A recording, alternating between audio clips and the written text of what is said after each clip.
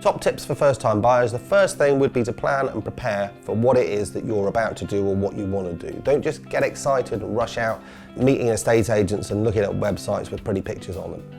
Sit down with Moving Experience or another mortgage advisor, understand what the mortgage is, how it works, how much you could borrow, how much you should borrow, because the two are not necessarily the same thing.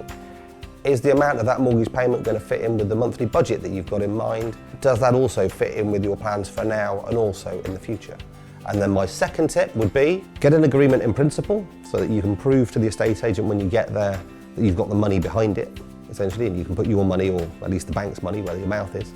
And then the third thing is, when you get out to house hunt, build relationships with estate agents, go to their offices, go and talk to them. Don't rely on Rightmove or Zoopla or one of the other websites to feed information to you. Because the problem is, there may be a delay between when that estate agent takes the house on and when you get to see it on the World Wide Web. And in that interim day or two, when they're sorting out the administration and they're uploading all the pictures and stuff, the guys back in the office will have been phoning all the other people they've already got a relationship with.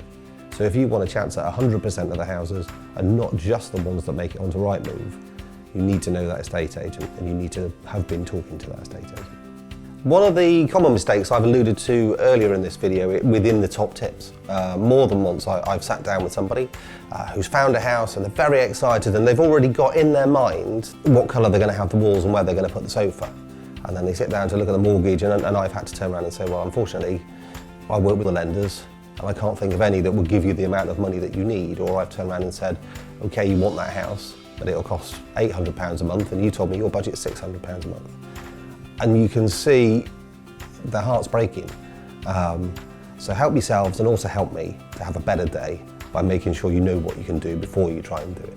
Second tip, when you go to sign up for a mortgage, when you found that house and you made that offer and you're going to fill out your mortgage, make sure you don't leave the office unless you understand exactly what you're getting and why. Mortgages aren't a one-size-fits-all. There's too much small print involved. I've come along to remortgage appointments and found people that, I've said, who is it you're with? What products it is you've got? Why did you go for that particular deal? And it's just because they sat in a meeting and somebody suggested it and he seemed to be confident or she seemed to be confident, so they've just signed up.